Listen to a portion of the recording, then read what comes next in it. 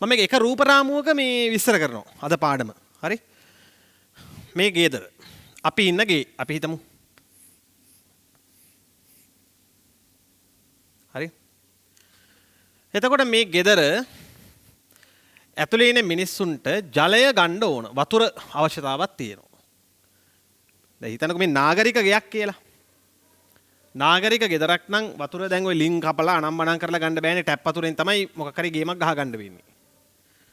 එතකොට ටැප් වතුරෙන් ගේමක් ගහ ගන්නවා කියන එකේ තේරුම ටැප් ජලය කියලා කියන්නේ නල ජලය කියලා මේ ගෙදරට ගේන්නේ කොහේ හරි ජල ප්‍රභවයක තියෙන වතුරක් නේ ළමයි. මොකක් හරි වැවක හරි ගඟක හරි මොනවා හරි ස්වභාවිකව වතුර එක්රැස් වෙන විශාල ජල ප්‍රභවයක් තියෙන්න ඕන. එහෙම එකකින් තමයි වතුර අරගෙන මේ ගෙදරට එවන්න වෙන්නේ. මේ ඒ කෙලින්ම මේ දැන් ඔන්න අපි හිතමු මේ ගෙදර ළඟින් මහවැලිය ගලනවා. මේ ගලන මහවැලියෙන් ජලය කෙලින්ම මෙතනින් මෝටරයක් හයි කරලා මෙහෙම පොම්ප කරනවා. බීවොත් මුන්ට ලෙඩක් හැදෙනවා හොයාගන්න බැරි එක. ඇයි මේ එච්චරට මේ වතුරේ මඩ ඔය ජහජරාව සත්තුන්ගේ අපද්‍රව්‍ය මිනිස් මල ද්‍රව්‍ය මේක බිව්වොත් එහෙම මේක මේ ගෙදර මිනිස්සු මමිෆිකේෂන් වෙනවා එකම තැන. ඒ නිසා මේ ජල ප්‍රභවයෙන් මේක වැවක් වෙන්න පුළුවන්. දැන් උදාහරණයක් මම කුරුණෑගලනේ. කුරුණෑගල ටවුන් එකේ දැන් මම කුරුණෑගල ටවුන් එකේ නේ මම වෙනම කුරුණෑගල කරා මට නාරම්මල. කුරුණෑගල ටවුන් එකේ අයට ජලය බෙදන්නේ කුරුණෑගල තියෙන ලොකුම වැවෙන් කුරුණෑගල වැවෙන් ගන්නෙ. ඒකේ තියෙන වතුර කෙලින්ම බීවොත් එහෙම උට වසූරිය වගේ එකක් හැදෙනවා. හැබැයි මේ ප්‍රභවයෙන් ජලය අරගෙන කිසියම් ක්‍රියාවලියක් මගින් ජලය පිරිසිදු කරලා තමයි ගෙදරට ගන්න. මතක තියාගන්න. ජලය පිරිසිදු කිරීමකට ලක් කරලා තමයි ගෙදරට ගන්න. පිරිසිදු කරලා ගෙදරට ගැනීම. ඒ කියන්නේ මේ දැන් ජල ප්‍රභවයකින් වතුරවල විස බීජ නාශනය කරලා වතුර පිරිසිදු කරලා ගෙදරට ගැනීම පාවිච්චියට ගැනීමේ ක්‍රියාවලියට අපි කියනවා ජල පිරිපහදුව. පිරිපහදුව. මේ බණේ වචනේ. එහෙම නැත්නම් ජලය පිරිසිදු කිරීම. දෙකෙන් ඕන එකක්. ඉතින් දැන් ඔය කෑගල්ලේ ළමයි කුරුණෑගල වේවා කොළඹ වේවා කොහෙන් හරි ජල ප්‍රභවයකින් තමයි ජලය ගන්නෙ. අරගෙන පිරිපහදු කරලා ගන්න. ඒකට මේ ක්‍රියාමාර්ග දෙකේදීම ශුද්‍ර ජීවීන් විශාල මෙහෙවරක් කරනවා. ශුද්‍ර ජීවීන් සතුව ලොකු රාජකාරියක් තියෙනවා. මොකද දැන් අපිට ඇහැට පේන රොඩු කොළ රොඩු අරවා මේවා අපිට ඇස් වලින් පේන දේවල් මෙහෙම අතින් අල්ලලා අයින් කර හැකියි. හැබැයි ඇසට නොපෙනෙන පුංචි කාබනික ද්‍රව්‍ය දැන් උදාහරණයක් මම කියන්නම් දැන් කුස්සියක පාවිච්චි වෙන වතුර එළියට දාන ජලයේ තියෙන ඉඳුල් කියලා කියන්නේ ඇහැට නොපෙනෙන ලිපිඩ. ඒක ඇහැට නොපෙනෙන ප්‍රෝටීන. ඒතර ඒවා ඒ ජලයේ තියෙනකන් වෙනත් ශුද්‍ර ජීවීන්ට ඇවිල්ලා මේ ජලය දූෂණය කරන්න ලේසි. ඇයි හොඳ පෝෂකයක් නේ. ඒක සාගර සූපය වගේ. වෙනත් ශුද්‍ර ජීවීන්ට ඇවිල්ලා මේකේ වගා වෙලා මේ ජලය දූෂණය වෙනවා. එතකොට ඒ දූෂණය නොවෙන්න ශුද්‍ර ජීවීන්ගෙම උදව් අරගෙන මේ තියෙන ඇහැට නොපෙනෙන කාබනික ද්‍රව්‍ය වියෝජනය කළා දැම්ම හැකියි. එහෙම දාලා තමයි ජල ප්‍රභවයට එකතු කරන්නේ. එතකොට මේ ජල ප්‍රභවයකින් නම් අපි ජලය ගන්නකොට ගෙදරකට මේ දෙකම එක ළඟම ඉගෙන ගන්න. එතකොට හරි. ගන්නකොටත් ඒ වගේ තමයි. ගන්නකොටත් ශුද්‍ර ජීවීන් පුළුවන් තරම් අඩු කරගෙන තමයි ගෙදරට ගෙන්න ගන්න ඕන. දැන් ඔයාලට මතක් වෙනවනේ දැන් කෝලිෆෝම්ලා එහෙම. අපි මොන ජල ප්‍රභවයෙන් ජලය ගත්තත් ඔය කෝලිෆෝම්ලා ඉන්න පුළුවන්. ඊළඟට ශිගෙල්ලා සල්මොනෙල්ලා කට්ටිය ඉන්න පුළුවන්. ඒගොල්ලන්ගේ මේ කන්ටෙන්ට් එක ඒගොල්ලන් ඉන්න ප්‍රමාණය පුළුවන් තරම් අඩු කරමින් තමයි ගෙදරට දාන්න ඕන. හරි? එතකොට ඒකයි මම කියන්නේ මේ තැන් දෙකේම ශුද්‍ර ජීවීන් සම්බන්ධව ලොකුවට කතා වෙනවා. හරි? ඉතින් ජල පිරිපහදු මධ්‍යස්ථානයක ප්‍රධාන පියවර තුනක් තියෙනවා.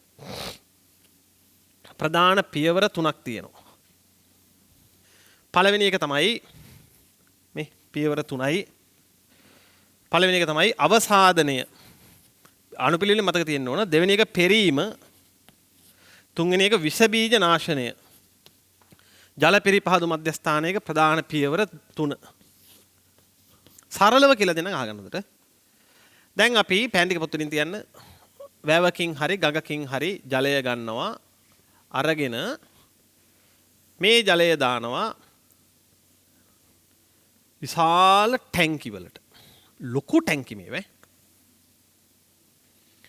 මේ ජලය මේ ටැංකි වලට දැම්මහම ළමයි අර දැන් මේ වලදරුව දැකලා තියෙන ගංගාවල එහෙම ජලය එනකොට එන්නේ මඩ වෙලානේ. අර මේ කහ පාට වෙලා එන්නේ. ඒ එන කහ පාට ජලයේ තියෙන රොන් මඩ එහෙම මෙන්න මේ පහළ තැම්පත් වෙනවා. හරිද? මේකට ඇත්තටම කියන්නේ ඉංග්‍රීසියෙන් ස්ලජ් එක කියලා. මේක මේ පොහොරක් වශයෙන් ගන්නවා මේ රොන් මඩ පස්සේ. දැන් මේ ජලය අපි ආයේ ඊළඟ මේ තට්ටුවට මේ ටැංකියට මාරු කරාට පස්සේ මේ පල්ලෙහා මේ තියෙන රොන් මඩ යම් ප්‍රමාණයක් ගන්නවා පොහොර හදන්න. කාබනික පොහොර හදන්න. හරි ගුණවත් කියලා කියනවා. හරි? ඉතින් අනිත් එක තමයි මේ ස්ලජ් එක මෙහෙම මිදෙද්දී ශුද්ධ ජීවීනුත් යම් ප්‍රමාණයක් ওই මඩත් එක්ක කොහොමම හිර වෙනවා මඩ ASCII. ඒකත් වාසීනේ. දැන් අපිට ශුද්ධ ජීවීන් පියවරෙන් පියවර අඩු කරගන්න එපා මං කිව්වේ.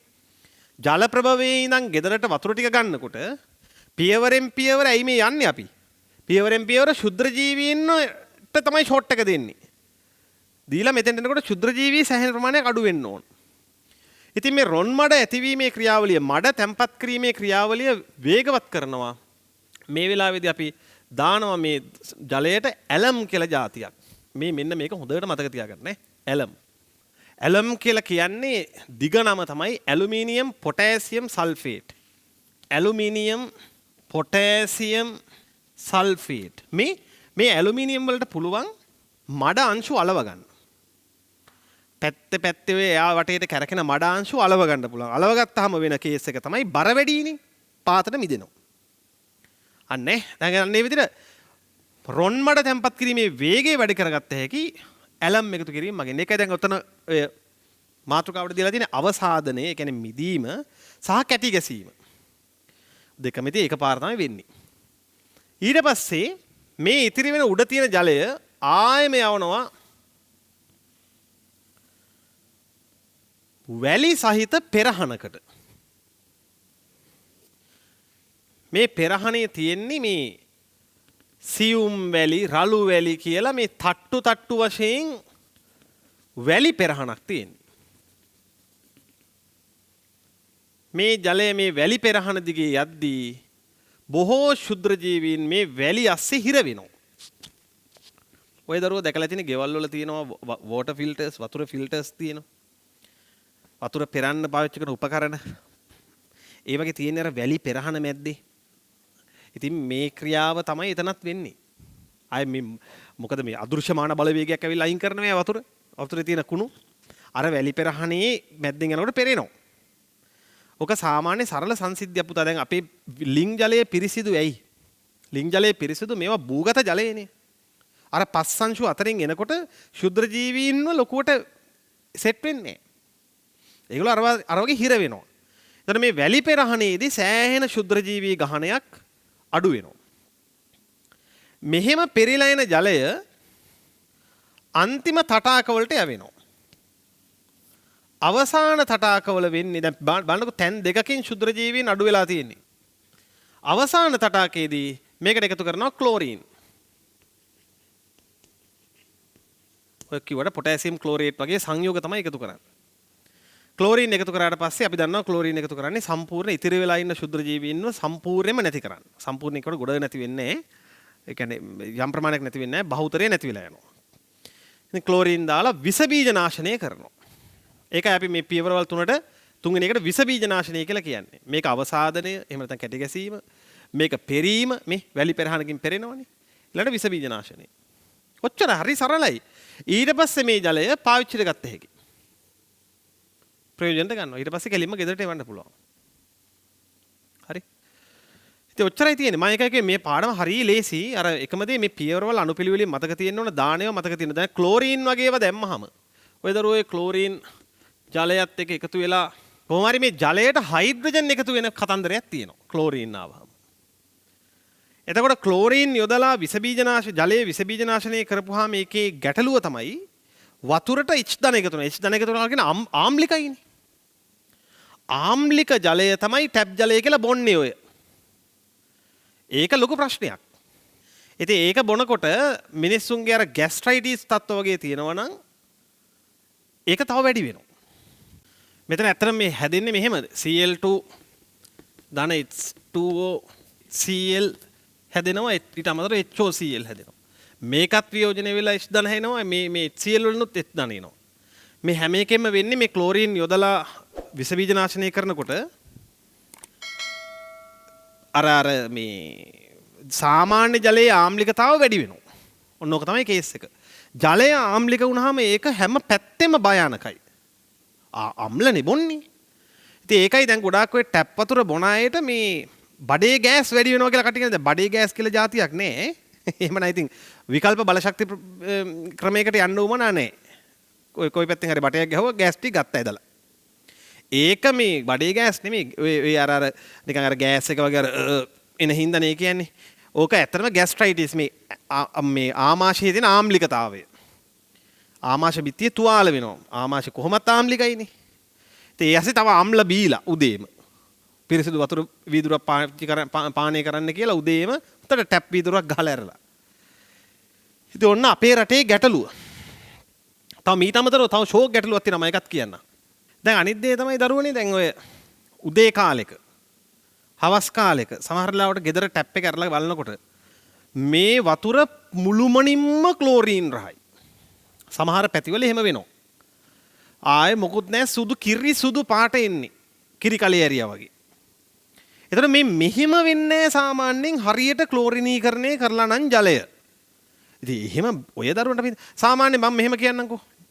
පිරිසිදු ජලයේ ගන්ධයක් රහිත විය යුතුයි. මෙහෙම හිතන්නකෝ ගඳ සුවඳක් නැහැ. වර්ණයක් රහිත විය යුතුයි. පාටක් නැහැ.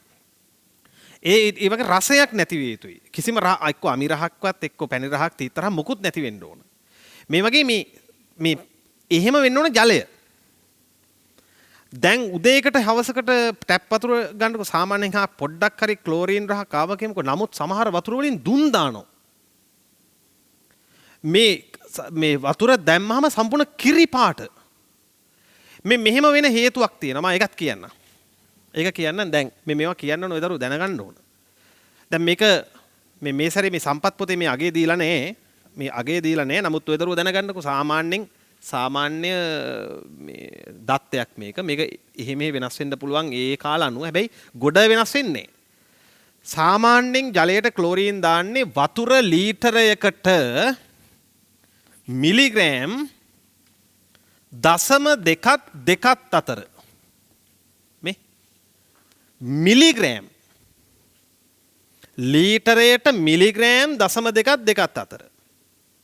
එතන මේකේ මධ්‍යස්ථ අගයක් තියෙනවා කියමුකෝ. අපි හිතමුකෝ නිකන් 1.5 කියලා හා මධ්‍යස්ථ 1.5 නෙමෙයි. නමුත් මම කියන්නේ නිකන් මම කියනකො 1.5ක් කියලා නිකන් අපතේ යන්නේවත් එක. හරි? එතන මේකේ වෙන්න ඕන ඒ අදාළ එතන ඉන්නේ පිරිපහදු මධ්‍යස්ථානයේ ඉන්න මේ රසායනංශයේ බාරව ඉන්න නිලධාරියා වගකිව යුතු කෙනා. ඒ කියන්නේ එතුමා මේ රසායන විද්‍යාව ගැන දැනගෙන ඉන්න ඕන. මේ ගොඩක් වෙලාට ගන්නේ කෙමිකල් ඉංජිනේර කෙනෙක්. හරි තව ඉතින් එක ස්තර තියෙනවා. ඉතින් එතන ඉන්නේ වගකිව යුතු. ඒ අංශයේ බාරව ඉන්න දැනුම සහිත නිලධාරියා කළ යුත්තේ ඒ තටාකයේ ජල පරිමාව මැනලා. ලීටර් ගාන කොච්චරද කියලා මැනලා. තටාක ආය හැමදාම මයින්ද දෙයක් නෑ. තටාකේ දවසින් දවස ලොකු වෙනවේ. තියෙන තටාකේ ගාන ගහලා තියෙනවනේ. ඒතර ඒ ගානට අදාළව තමන්ගේ තියෙන ක්ලෝරින් සාම්පලේ බර 90% ගණනය කරලා මේ ගාන එතුමා විසින් තමයි දාන්න ඕන. එතුමා මේක කැල්කියුලේට් කරලා තමන් ඉන්න තැනක තමන් මන්නවල සේවකින්න දව දාන්න ඕන. ඒකයි ක්‍රමේ. ඒකයි මේ එතකොට තමයි වගකීම තියෙන්නේ. එතුමා S2 දැක්කම මේක වෙනවා. මේක මෙහෙම වුණොත් අපි මේක මෙහෙම වෙනවා කියලා නෙමෙයි කියන්නේ. මේක මෙහෙම වුණොත් හරි? දැන් අපේ රට නිසා මේක මම කියන්නේ. මේක මෙහෙම වුණොත් කියලා හිතමු. මේක මෙහෙම වෙනවා කියලා නෙමෙයි කියන්නේ. තොප්පිය හරිනම් දාගන්න ඕනේ. ඒක අපි නිතරම තොප්පි පිළිවෙලින් තියලා තියෙනවා. කැමති තොප්පිය දාගත්ත හැකි. තොප්පිය එතන Tamanට හරියන්නේ නැත්තම් ගිය හැකි. මේක මෙහෙම වුණොත් ඒ රසායනංශයේ බාරේ නිලධාරියට තියෙනවා මේ දුවව ගන්න මොන්ටිසෝරියෙන්. එහෙම නැත්නම් පුතාව ගන්න ක්ලාස් එකෙන්. එක්ක තව අයව ගන්න තියෙනවා තැන් වලින්. ඉතින් එතුමා හින්දා දැන් ඉන්නවනම් පියසේන කියලා කවුරු හරි කෙනෙක් ලේබර් කෙනෙක් ඉන්නවනම් කවුරු හරි එයාට කියනවා පියසේන හැබැයි ඉතින් කියනවා හරියට කියනවා පියසේන මේ මල්ල බලනවා. මේ මල්ලෙන් හරියටම භාගයක්. දැන් එතුමා දන්නවනේ මේකේ බර අණු ප්‍රතිශත එතුමා හරියටම කියනවා. එතුමා ඉතින් අවුලන්නේ. අපි මම මේ උපකල්පනයක් කරන්නේ මෙහෙම වෙනවා කියලා නෙමෙයි වෙන රටක කියමුකෝ අපි. වෙන රටක මෙහෙම එකක් වෙනවා. අපි කියමු මැඩගස්කරේ. බැබිලෝනියාව මොකක් හරි මන් දන්නේ තියෙන රටක. හරි? පියසේන මේ මල්ලේ භාගයක් දාන්න. පියසේන කියන්නේ කවුද? එතන ඉන්න ලේබර්. එතුමා මේ රසායන විද්‍යාව පිළිබඳ ඩිග්‍රී එකක් කරලා මොකුත් නැහැ. එතුමා හවසට යනවා මේ තත්ත්ව පරීක්ෂා සඳහා කොළපාට ලේබල් තියෙන කඩාසලට. පියසේන යනවා. පියසේන ගිහලා තමන්ගේ තත්ත්වේ පරීක්ෂා කරගන්නවා ඒ කොළපාට ලේබලේ තියෙන කඩේ ළඟ. දැන් දෙකක් තුනක් ගහලා සුමිහිරි පානේ පදමට ගහලා කියලා අර පිරිපහදු මධ්‍යස්ථානයේ මැදින් ඇවිත් අර කවරේ ගන්නවා. දෙක මතකයි. භාගේ මතකයි. භාගේද දෙකද මතක නැහැ. ආයෙ හොඳට කල්පනා කරනවා. ඔළුවට එන්නේ. සර්ට කෝල් එකක් ගන්නවා. සමහර විට සර් අර ළමයා ගන්න ගිහින් එක්කෝ වෙන කෙනෙක් ගන්න ගිහිල්ලානේ. මේ රින් වෙන උස්සන්නේ. සමහරට ෆෝන් එක ගන්න සල්ලි නැහැ. දැන් සුමිහිරි පානේ ඉන්නේ පියසේන. මලු දෙකම ගත්තා. ගියා ටැංකිය ගාවට ඇදලා ඇරියා. ඔහොම වෙන රටවල් තියෙනවා. අර අපේ රටේ ඉතින් වාසනාවකට ඒක එහෙම වෙන්නේ නැහැ කියලා අපි උපකල්පනය කරනවා. එහෙම වුණාම ඒ රටේ මේ අගය යනවා මිලිග්‍රෑම් 5-6. ගියාම කටේ තියන්න බෑ ක්ලෝරින් රහ. මේක ඇත්තටම වාසනාවට අපේ රටේ වෙන්නේ. මේ නමුත් වෙන්නේ තු ඇති. නමුත් එළිය රටවල මේක වෙන්න පුළුවන්. ඔය දියුණු රටවල ඇමරිකාව වගේ ඒ රටවල මේ වැඩේ වෙනද අපේ රට අර යම් තත්වයකින් ඉන්නවනේ. ඒ නිසා මෙන්න මේවට නඩු දාන්න ඕන හරිනම්. මේකට නෙමෙයි නඩු දාන්න ඕන. ඔය මම ඔය කියපු දේවල් වල හරිනම් මේ ප්‍රතිශත මේ ජලයේ තියෙන ආම්ලිකතාවය උදෑසන කාලේ හරි හැන්දෑවේ කාලේ හරි තමන්ගේ ටැප් එකෙන් එන වතුරේ ආම්ලිකතාවය බලලා මේවට ගන්න පුළුවන් උපරිම ක්‍රියාමාර්ග ගන්න. මොකද මේ මිනිස්සුන්ගේ බදු සල්ලි වලින් තමයි මේ සියලුම දේවල් නඩත්තු වෙන්නේ රජයේ ආයතන. ඒ ඉන්නේ අයට තමන්ගේ වෘත්තිය නිසියාකාරව කරන්න බැරි නම් ඒක නීත්‍යානුකූලව හරි කරන්න හැටි උගන්වන්න ඕන. ඊළඟ දැන් මේ අපේ රටේ ක්‍රමී ඔය දරුවෝ දන්නවද මේ අගය දැම්මත් ජලය ආම්ලිකයි. පේනවනේ ආම්ලික වෙන විදිහ මේ H ධන එකතු වෙනවා ජලයට. මේ අගය දැම්මත්. ඒ නිසා තව ෂෝක් ක්‍රමයක් තියෙනවා. විෂ බීජ නාශනය සඳහා තියෙනවා ඕසෝන් එකතු කරන්න. ඕසෝන් එකතු කරන්න. ඕසෝන් කැඩෙනවා ඔක්සිජන් සහ පරමාණුක ඔක්සිජන් බවට. මේ පරමාණුක ඔක්සිජන් උග්‍ර ඒ කියන්නේ ඉහළ ගණයේ ඔක්සිකාරකයක්. දකින විස බීජය ඔක්සිකරණය කරගෙන යනවා. තියෙන නොවැදගත් සංඝටක විස බීජ අරම මේ ඔක්කොම සියල්ල ඔක්සිකරණය කරන මේ ඔක්සිජන් හරි දක්ෂ ඔක්සිකාරකයෙක්. ඒ හින්දා විස බීජ නාශනය වෙනවා මේ ක්ලෝරින්ට වඩා සෑහෙන ගුණයකින් වේගවත්ව. මේකේ වාසිය මොකද්ද? වාසිය පරමාණුක ඔක්සිජන් විස බීජ නසන අතරේ ජලයට අමතරව එකතු වෙනව මොනවද? ඔක්සිජන්. ජලය පිරිසිදු වෙනවා මාර විදිහට ක්‍රම දෙකකට පිරිසිදු වෙනවා. පරමාණුක ඔක්සිජන් විස බීජ නසන අතරේ O2 ඔක්සිජන් වායුව නිසා ජලය ඔක්සිජනීකృత වෙනවා. කිසිම ආම්ලික බවක් නැහැ. අර විදිහේ පියසේනට වැරදුනත් කමක් නැහැ. වැඩිපුර දැම්මත් කමක් නැහැ. ඇයි? වැඩිපුර වැඩේ වෙනවනේ. ඒතර මේක හැම අතින්ම ආරක්ෂිතයි. ඒ නිසා ඔය මේ ඇමරිකාව ඕස්ට්‍රේලියාව වගේ මේ මහා තුන්වෙනි පන්තියේ දරිද්‍රතාවයෙන් පෙළෙන ඉතාම මහා දුගී දුප්පත් චොර රටවල් ජලයේ විස බීජ නාශනය කරන්න මේ ක්ලෝරින් වගේ ක්‍රම තමයි පාවිච්චි කරන්නේ. ඉතින් ජලය ආම්ලිකයි. රටේ මිනිස්සු ලෙඩ වෙනවා, ગેස්ට්‍රයිටිස් හැදෙනවා, අර පියසෙන්ලා පිස්සු කෙලිනවා, ඔක්කොම වෙනවා. ඉතින් ඒ අර දුර්වල රටවල් ඇමරිකාව, ඕස්ට්‍රේලියාව වගේ. අපි වගේ දියුණු රටවල් පුදුමාකාර අපි වගේ දියුණු රටවල් මේ ඕසෝන් වලින් තමයි විස බීජ නාශනය කරන්නේ. ජලයත් පිරිසිදු වෙන අතරේ ඔක්සිජනීකృత වෙනවා. පරමාණුක ඔක්සිජන් ලැබෙනවා. ඉතින් ඒකෙන් විස බීජ නාශනය වෙනවා. අනේ ඉතින් මම මේ බලන්නේ මේවා උඹලටවත් කියලා දීලා පුතේ මේ උඹලවත් මේ තැනකට ගියොත් අඩු ගානේ මේ අමාත්‍යංශ වලටවත් පත් වුණොත් නිකන් කියමුකෝ නිකන් අමාත්‍යංශ ලේකම් කෙනෙක් හරි වෙනවා අඩුම තරමේ මේ ප්‍රොජෙක්ට් එකක් මේකක් මේ ඉදිරිපත් කරන රජයට මම දන්නේ මම දැනුවත්ව මේක අපේ රටේ වෙනවා කියලා මම දන්නේ වෙනවා නම් හොඳයි මේක අපේ රටේ වෙනවා නම් හොඳයි ඒ යෝජනා ඉදිරිපත් කළ සහ ඒ යෝජනා සැලකිල්ලට අරගෙන ඒක ක්‍රියාත්මක කරපු සියලු දෙනාට හිස නමා ගරු කළ යුතුයි මේක ක්‍රියාත්මක වෙන්නේ නැත්නම් අපේ රටේ ඒ එර එක කොහෙද කියලා බලලා ඒ වරද්ද කොතනද කියලා බලලා වැරද්ද නිවැරදි කරන්නත් මහජනතාවට කොන්දක් තිබිය යුතුයි. ගුරුවරු විදියට අපිට පුළුවන් මේ ගැන දැනුවත් කරන්න විතරයි. රයිට්. ඔන්න පාඩම පාඩමත් එක්ක මේ කරුණත් ඔක්කොම දැනගන්න. හරි එහෙනම් මෙන්න මේ පින්තූරය ඇඳගන්න ඔය දරුවෝ පින්තූර පුතේ.